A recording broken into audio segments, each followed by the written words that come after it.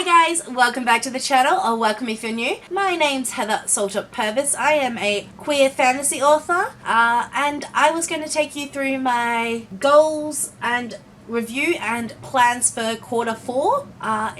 There is going to be a lot more about Preptober and NaNoWriMo in the next video that follows this one, so if you're interested in knowing about those more specifically, please hit that like and subscribe button. But the reason I'm going back to doing these quarterly is I find them a lot more ability to keep myself accountable. Also, it is the Sarah Cannon HB90 sort of way of doing it. I find that her productivity and having a child around the same age as mine, it makes me feel like it's a lot more achievable for myself. And I did sort of re-center myself and realign my goals in July, so I'll put that video up here. Some of these goals will have a good, better, and best aspect to them, which is another goal setting metric that Sarah Cannon uses. So if you'd like to stick around and see how those numbers and how my goals and plans are working, grab yourself something nice and cozy to drink, and we'll dive on in.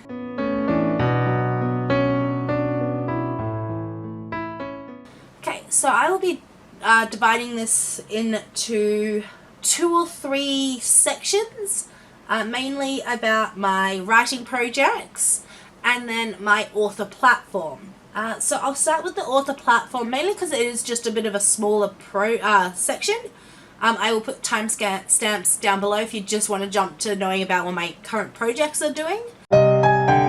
Part of marketing and being seen in the community, I am of course on YouTube, but I am also on a range of other social media platforms, just so that I know what's happening in the reading arena, as well as being able to support the community that has helped me get to what I want in life.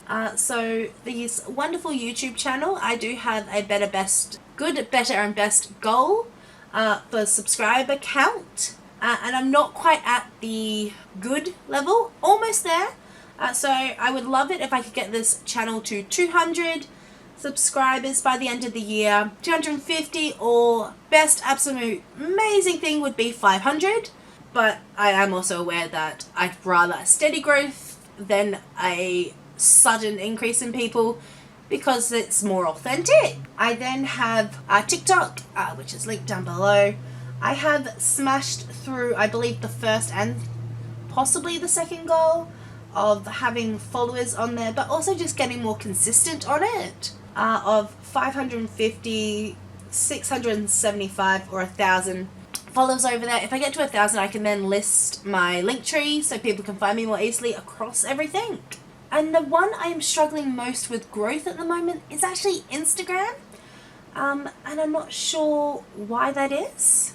So if you have any ideas, tips, or tricks, please leave them down in the comments, because it really would help. And so I have a goal or a hope to get to 2,200 followers, 3,000 or 5,000, depending on my good, better, best avenue. And the final one, I have not even made an inkling of getting closer towards, which is my author newsletter. So I really do need to get a wriggle on with that one.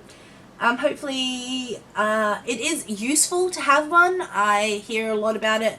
I would be making it one email a month, because I don't want to bombard people, just to keep people aware of what's happening in my bookish world across the 2 different series I have, as well as my reading, and also being able to uplift other authors by doing spotlights of their books and even interviews to get them in front of new readers. So I really do need to focus on even getting that up and off the ground entirely. Moving in to where my writing and projects are, I have decided, and with the help of you guys over on social media, I put up a poll of getting people to vote on what they wanted me to do as my NaNoWriMo project. So that is going to be coming up very, very soon.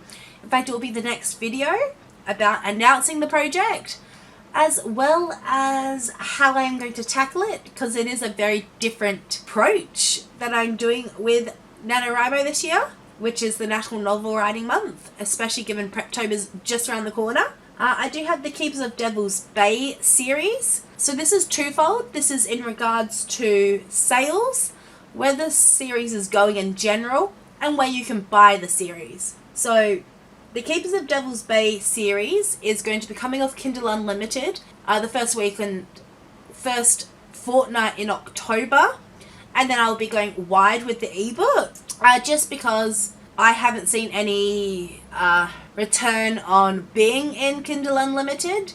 So I am going to take the plunge and go wide and see if I can garner a bit more of a readership for that.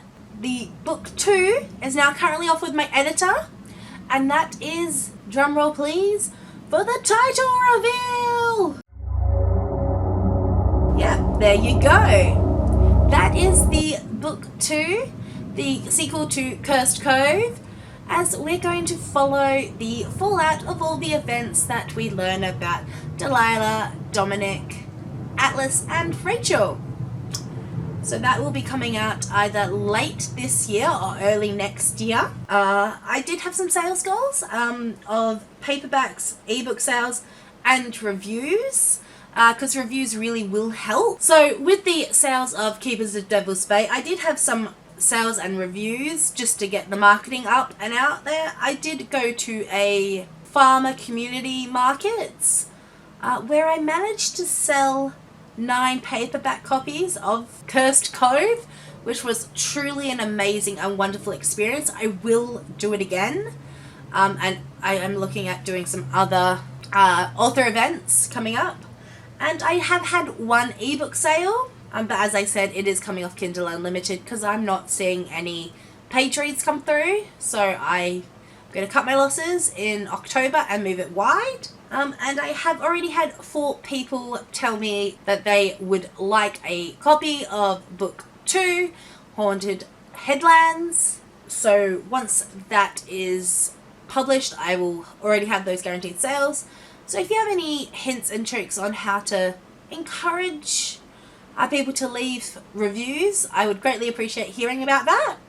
And then the final project I have is my Witchy Demon book, which is currently nicknamed Project Fail.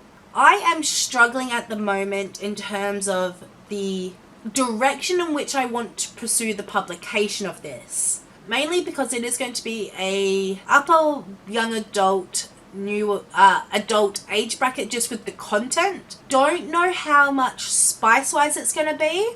So this is the book I would be most inclined to consider traditionally publishing. But I have also seen a lot of Kickstarters ideas popping around, and they might seem like a fun, cool idea, but I'm not sure which way to go. But currently I know I need to beef up the word count significantly, as it is a dark fantasy standalone, and with the age bracket it would fall into, it really needs to have a bigger number of words in it. That is most likely going to be in December. I'm going to just look at making some revision notes and tidying up and making a proper decision on that. If you have any opinions, thoughts, or advice on what avenue I may consider publishing that one in, please let me know down in the comments. If you're around and you don't have or don't feel like commenting, please leave me a horse, fish, or flower emoji down in the comments. And if you've liked this video and want to follow along, please give me a thumbs up and subscribe. And I will post new content very frequently. There are 2 big events that are coming up in the AuthorTube calendar that you may want to keep your eyes out for.